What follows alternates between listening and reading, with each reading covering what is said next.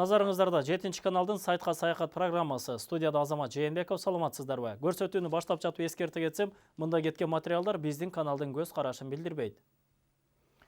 Жогорку кеңеште Бишкек жылуулук электр борбору боюнча талкуу болуп, ат тиштин баасы ачыкка чыгып, ал тургай бир катар атка минерлер камалып, дагы бир топтору суракка чакырылган. Эми өз кезегинде Жантөре Сатыбалдиев менен Бишкек шаарынын мэри Албек Ибраимов камалганы турат.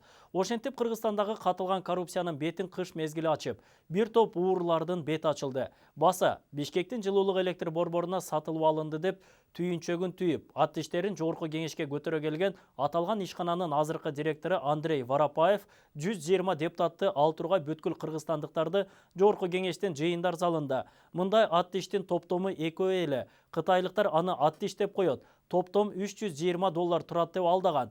Дагы калпым чыгып калбасын дедиби? Айтор кызыгы Андрей мырза 2 жума мурун жептеги кызматкерлерине жана анча-мынча атка минерлерди чакырып, Чуңкурчак эс алуу комплексинде жылкы союп, кан чыгарып түлөө өткөргөн. Түлөөсү кабыл болду окшойт. ТЭЦ боюнча акыркы күндөрү күлүк аттардын таскагы басаңдап бараткандай. Андрей мырза, түлөөңүз кабыл болуптур. Коркпой иштей бериңиз. Сиз коноктогон атка минерлер эми үн катпайт. Чучук жебедиби? Экс-министр Осмонбек Артыкбаев абакка отургузулуп, мурдагы орун басары Айбек Калиев менен бир нече жолу көзмө-көз жолуккандан кийин депутаттын чыкпаган жеринен тер чыга баштаган экен. Бишкек жеби модернизациялоо, бул ишке кытайлык ТБАны катыштыруу сыяктуу маанилүү документтерде ошол кездеги министрдин колу бажырайып турганын, бул кимдин колу деп экинчи чиновникке көрсөтүшкөн экен. Артыкбаевдин алласы оозунан түшүптүр.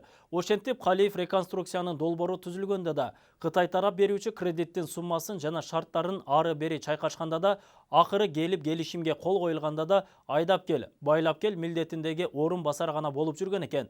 Неман деген жайнаган дарыканалары, Глобус деген соода түйүндөрү жок Жылаңач Баатыр Калиев тергөөнүн ушинтип калыс жүрөрүнө, соттун каракылды как жарган адилет чечим чыгарарына үмүт артат. Элдин күткөнү да ушул накта коррупционер түлкүлөр жегенин кусуп жазасын алышсын.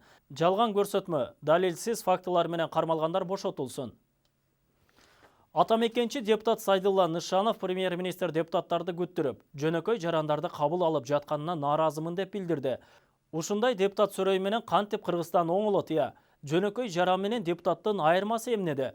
Ошол жөнөкөй жарандар депутат кылып шайлашканда бу кишини. Ушундай деңгээли пас, акыл парасаты төмөн адамдар Кыргыз элинин шооруна калышууда. Аман эле болсун Айтор. Кече премьер-министр Абылгазиевдин отчет программасын уккан депутаттар бул киши апрелде бекитилип атканда, шашылыш даярдыгы жок бекитилип, Исаковдун программаларын эле алып келгени түшүнүктүү болгон. Эми 1,5 айдын ичинде эмне үчүн бир дагы жаңы секирик жасай турчу демилгесин даярдай алган жок деп нааразы болушкандардын жашырышкан жок. Чын эле Абылгазиевдин өкмөтү 1,5 айдын ичинде өзүнүн программасын иштеп, багытын тактай алганга неге жараган жок? Күзгө чейин тайм-аут берилгени менен чечкиндүү кадрдык кадамдарга президент бара албаса, Абылгазиевдин өкмөтү аброй алып келмек турсун, кайра түздөлүп бараткан кербенди талкалашы мүмкүн. Дубай шаарында кымбат баалуу турак жай сатып алгандардын арасында мурдагы Совет өлкөлөрүндөгү саясатчылар, ишкерлер, уюшма кылмыштуу топтордун мүчөлөрү бар. Бул тууралуу уюшкан кылмыштуулукка жана коррупцияга каршы иликтөө борборунун жаңы баяндамасында айтылат. Уюшкан кылмыштуулукка жана коррупцияга каршы иликтөө жүргүзгөн журналисттердин колуна Дубайдагы жеке риэлтор компаниялар түзгөн маалымат базасы тийген. Анда бул шаардын эң мартабалуу райондорунда кымбат баага турак жай сатып алгандардын арасында саясатчылар, ишкерлер, спорт жана искусство адамдары, ошондой эле кылмыш дүйнөсүнүн мүчөлөрү бар. Уюм жарыялаган алгачкы 100 кишинин тизмесинде уюшкан кылмыштуу тобунун мүчөсү Камчыбек Көлбаевдин аты аталат. Коррупцияны жана уюшкан кылмыштуулукту иликтөө боюнча дүйнөлүк борбордун журналист иликтөөчүлөрү Дубайдагы эң кымбат кыймылсыз мүлктөрдүн ээлеринин ичинен 12 кыргызстандыкты да табышкан. Алардын ичинде 2012 жылдан тартып дүйнөнүн эң ири нарко барондоруна кирген кыргызстандык Крем Түбел Камчы Көлбаев да бар. Бул тууралуу Клоп сайты жазып чыкты. Бул 2014-2016 жылдарга таандык Дубайдагы кыймылсыз мүлк ээлери боюнча маалымат базасын АКШнын өкмөттүк эмес уюмунан алган. Дубайда үй сатып алгандардан акчаны кайдан таптың деп эч качан сурашпайт жана көбүнчө накталай акча менен иштешет. Ошондой эле Дубай мындай маалыматтарды жашыруун кармайт. Андықтан Дубай криминалдық элементтерді жана ким өз акчасын жашыргысы келгендерди өзүнө тартат. Дубайда мартабалуу райондордон кыймылсыз мүлк сатып алган 12 кыргыз жараны бар. Алардын 8-и өтө ашкере кымбат райондордон сатып алышкан. Экөөсү Даунтаун Дубай районунан, экөөсү Пальм Жумейра аймагынан жана 4-өсү Дубай Марина районунан. Алардын ичинен 3 үй Байыш Сурабалдиевке таандык. Байыш Сурабалдиев Кыргыз Республикасынын Адилет министрлигинин маалыматы боюнча охранное агентство Гранд Ультра ЖЧКсынын ээси. КСДП фракциясынын депутаты Эльвира Сурабалдиева 2015 жылы 14 августта Суперинфо гезитине берген интервьюсунда Байыш Сурабалдиев аттуу иниси бар экенин маалымдаган. Өткөн жума күнү 8 июнда улуттук госпиталдын ар бир врачы бул ооруканадан текшерүүдөн өткөн оорулуулардан ыраазычылык иретинде бир жеке лабораториядан конверт менен 400 сомдон алышканы кандай? Жеке уюм мамлекеттик врачтарга эмне үчүн мындай марттыкты көрсөтүп жатат деген суроо туулары бышык. Кеп мында. Буга чейин улуттук госпиталдын башкы врачы буйрук чыгарып, Интельмед ЖЧКсы Банецкий менчик лабораториясы менен кызмат көрсөтүү боюнча келишим түзгөн.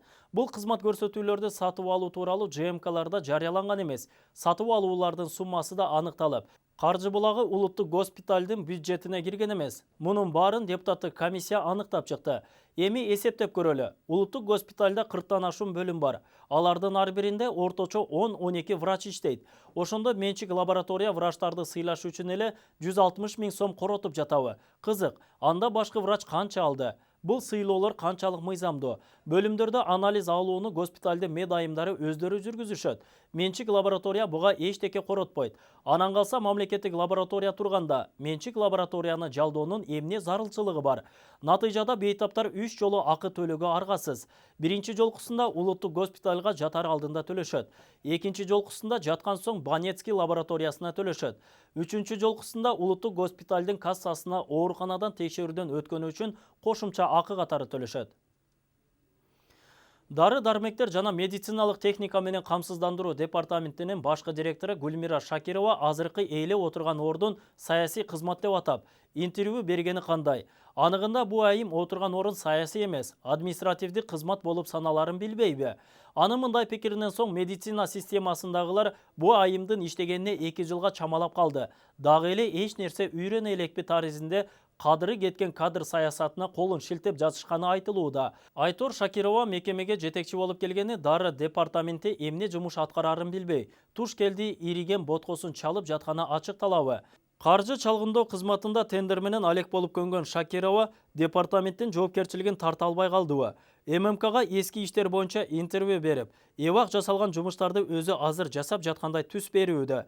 Анан калса дары-дармектердин улуттук маалымат базасын түзүү боюнча абдан шымаланып иштеп жаткандыгын баса белгилөөдө. Дал ушул маалыматтык база боюнча кезегинде экс-министр Талантбек Батыралиевди далай ирет мактанып, анысы ишке ашып ашпай, ара жолдо калганы бар. Адистер ал программанын эмдигиче толук ишке ашпай жаткандыгын байма-бай сындап келет. Кыскасы Шакированын тааныштары күчтүү үчүн аталган мекемеге директор болуп отуруп калганы белгилүү.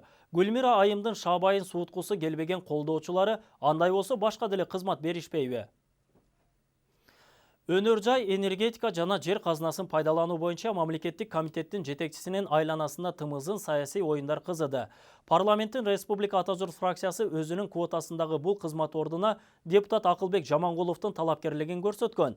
Бирок депутат Руслан Казакбаев анын талапкерлигин өкмөт эмнеге бекитпей жатканы боюнча маселе көтөрдү. Премьер-министр Мухаммедкалый Абылгазиев парламентте өкмөттүн отчетун кароо учурунда бул суроого туюк гана жооп берди.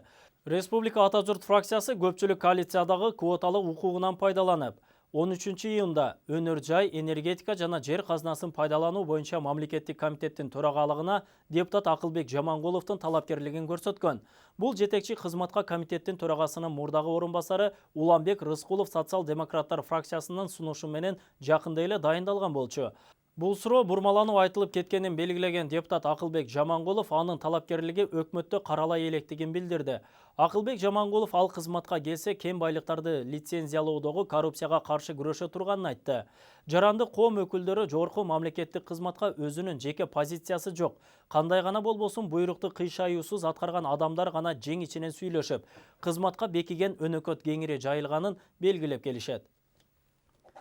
Сіздер интернет сайттарынан алынған жаңалықтарға ортоқтош болдыңыздар. Ескерте кетсем, мында кеткен материалдар 7 каналдың көз қарашын білдірбейді. Студияда Азамат Жээнбеков болды. Кечиңиздер көңілді улансын.